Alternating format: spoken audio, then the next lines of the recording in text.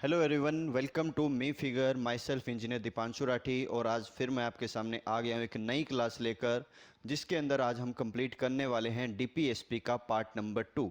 DPSP क्या होते हैं? Directive principles of state policy, जिसके हिंदी में जिसे बोला जाता है राज्य के नीति निर्देशक तत्व, जो हमारे संविधान के भाग 4 के अंदर लिखे हुए हैं, अनुच्छेद नंबर या आर्टिकल नंबर 36 से लेकर 51 तक। तो आज उसका सेकंड पार्ट हम करने वाले हैं। क्वेश्चंस को आज हम कंप्लीट करेंगे। टोटल 20 क्वेश्चन आज हम करने वाले हैं और इनको आधे घंटे के लेक्चर में कंप्लीट करके एक कंप्लीट नॉलेज हम गेन करेंगे हमारे एग्जाम के पॉइंट ऑफ व्यू से। तो बैच किस चीज़ का है? आप सबको जैसा कि पता है, दिल्ली पुलिस का कांस्टेबल बैच 60 दिन का 60 दिन का टारगेट बैच है। और आप हमें इंस्टाग्राम, यूट्यूब, फेसबुक और टेलीग्राम, और अभी एक और ख़ास जो अनाउंसमेंट है वो क्या है कि भाई एप्लीकेशन है वो प्ले स्टोर पर आ गई है मी फिगर के नाम से। कुछ ऐसा आपको लोगो वहाँ पर देखने को मिलेगा, तो इसे जल्दी से जल्दी डाउनलोड करके अपने अच्छे रिव्यूज़ दीजिए। तो कुछ आगे अगर हम मेन इन्फॉर्मेशन की बात करें जो आपको हेल्पफुल रहने वाली है आपके एग्ज़ाम को क्रैक करने के लिए, तो यहाँ पर दिल्ली पुलिस के 90 चैप्टर टेस्ट आपको प्रोवाइड किए जाएंगे। और ये चैप्टर टेस्ट आपके 10 क्वेश्चन पर सेट के हिसाब से रहने वाले हैं। इसी के साथ साथ रिवीजन पैक के कुछ 20 हमारे पास टेस्ट होंगे। इसी के साथ साथ सेक्शनल टेस्ट रहने वाले हैं जो कि 40 टेस्ट होंगे। और नेक्स्ट अगर हम बात करें फुल लेंथ टेस्ट की, तो वो कितने रहने वाले हैं? 24 फुल लेंथ टेस्ट आपको यहाँ पर मिलेंगे। चलिए नेक्स्ट आगे बात करें तो क्या मोटो है हमारा? वर्दी पक्की तुम्हारी, 60 दिन में करो तैयारी। आगे अगर हम बात करें तो कुछ ऐसी वेबसाइट और एप्लीकेशन आपको दिखने को मिलने वाली है। तो ये हमारे ऐप का और वेबसाइट का दोनों का ही सेम इंटरफेस आपको कुछ ऐसा दिखाई देगा, जहां पर जाकर आप डेमो क्लासेस को ज्वाइन कर सकते हैं। डेमो क्लास देखने के बाद आप आगे की क्लासेस के लिए अपने आप को एनरोल कर सकते हैं।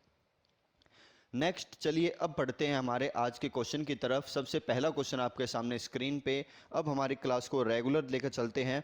तो 2 मिनट के इंट्रोडक्शन के बाद अब हम स्टार्ट करते हैं हमारे आज के लेक्चर को। तो डीपीएसपी के बारे में हम पढ़ रहे हैं। तो किस चीज़ के बारे में पढ़ रहे हैं हम? डीपीएसपी के बारे में। डीपीएसपी हमारे संविधान में भाग 4 में लिखा हुआ है। भाग 4 में 36 से लेकर 51 तक आर्टिकल के अंदर इसे लिखा गया है, जिसका मेन उद्देश्य क्या है? एक राज्य को कल्याणकारी राज्य में बदलना। एक जो नॉर्मल राज्य है उसे किस में बदलना? कल्याणकारी वेलफेयर सोसाइटी में, वेलफेयर स्टेट में कन्वर्ट करना। तो फर्स्ट क्वेश्चन आपके सामने है। आपके सब पास में सिर्फ और सिर्फ 10 सेकंड का टाइम है। जल्दी से आंसर दे दीजिए कि इस क्वेश्चन का क्या आंसर आना चाहिए। तो जल्दी से आंसर दे दीजिए कि क्या आंसर आना चाहिए आपके इस क्वेश्चन का।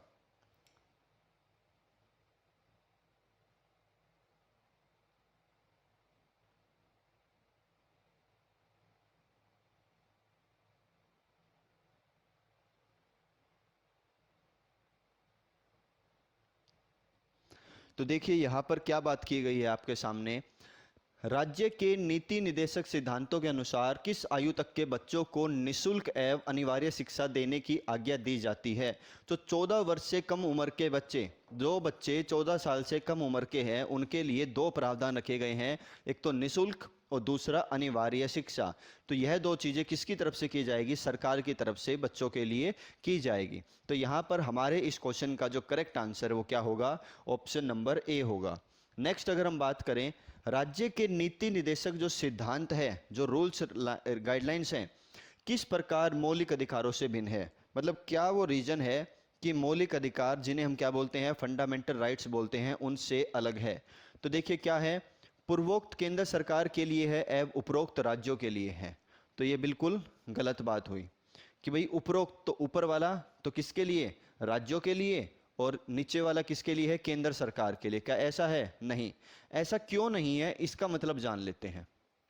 कोई फर्क नहीं पड़ता कि डीपीएसपी हमारे केंद्र सरकार या राज्य सरकार के लिए है, या फंडामेंटल राइट्स हमारे राज्य या केंद्र सरकार के लिए है।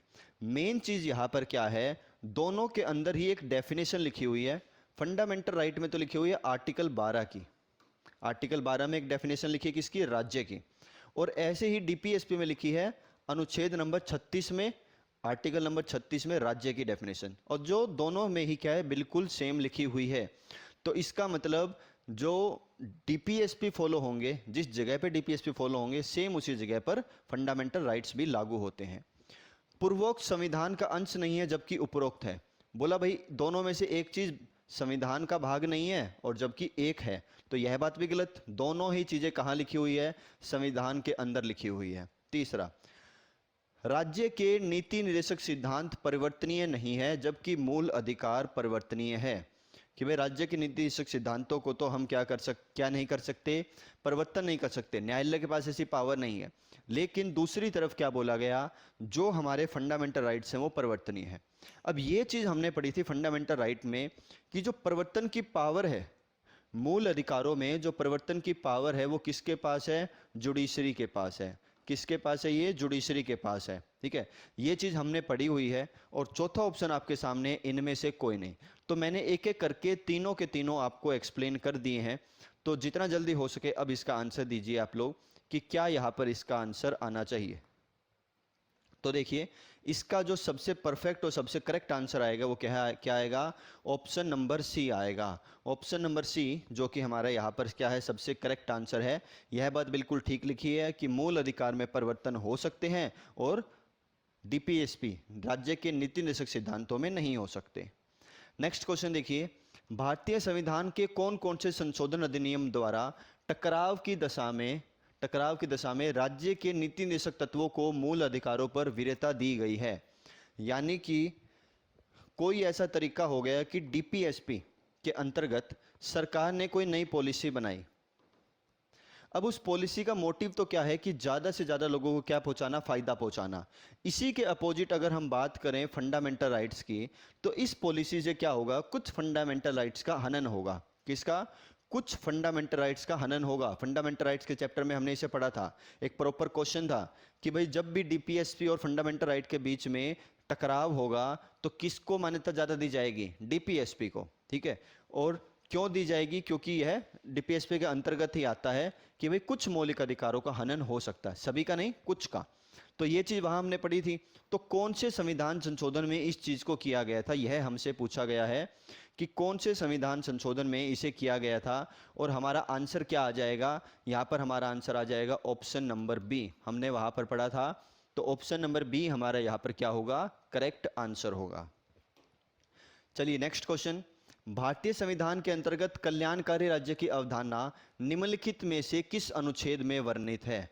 ये लीजिए, प्रश्न आ गया कि भाई डीपीएसपी का, राज्य के नीति निर्देशक सिद्धांतों का मेन मोटिव क्या है? कल्याणकारी राज्य की स्थापना। मेन मोटिव क्या है? कल्याणकारी राज्यों की स्थापना। तो यह बात कौन से अनुच्छेद में लिखी गई है?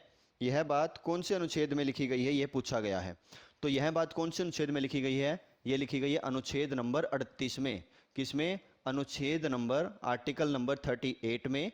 तो ऑप्शन नंबर बी यहां पर हमारा क्या होगा? करेक्ट आंसर होगा। चलिए अब ये क्वेश्चन आपके सामने है, जल्दी से इसका आंसर दे दीजिए। फटाफट से 10 सेकंड का टाइम आपके पास है, जल्दी से आंसर दीजिए। क्या आंसर आना चाहिए यहां पर?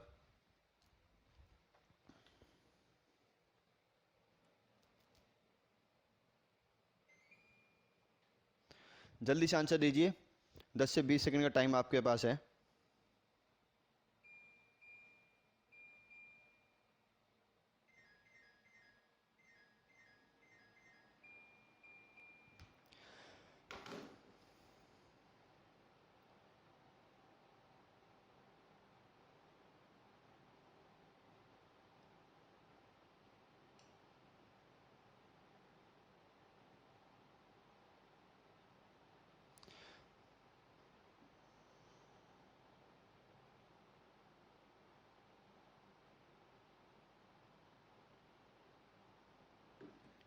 तो देखिए अब आपके सामने जो क्वेश्चन है उसका क्या आंसर होगा?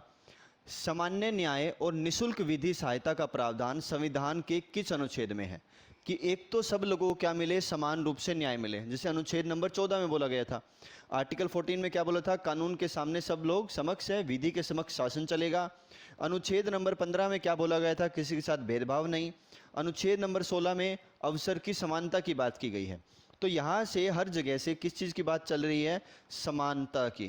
किस चीज़ की? समानता की। और वही समान न्याय की बात यहाँ पर है। और निशुल्क विधि, निशुल्क विधि का क्या मतलब हुआ?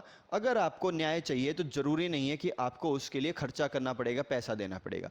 तो यह बात कहाँ लिखी हुई है? अनुच्छेद नंबर 39A 39A के अंदर लिखी हुई है। तो ऑप्शन नंबर बी हमारा यहाँ पर क्या आएगा? करेक्ट आंसर आएगा। नेक्स्ट आपके सामने है, भारतीय संविधान के निम्नलिखित अनुच्छेदों में से कौन सा अनुच्छेद राज्य सरकारों को ग्राम पंचायतों को संगठित करने का निर्देश देता है? लास्ट क्लास में हमने इसे पढ़ा था कि राज्य सरकारों के पास क्या है? ग्राम पंचायत संगठित, यानी कि ग्राम पंचायत को बनाने का अधिकार है। तो क्या मेन मोटिव है इसका यहाँ पर, वो समझ लीजिए। आंसर इसका अनुच्छेद नंबर 40 होगा। तो हमारे डीपीएसपी जो थे वो 3 प्रकार के हैं।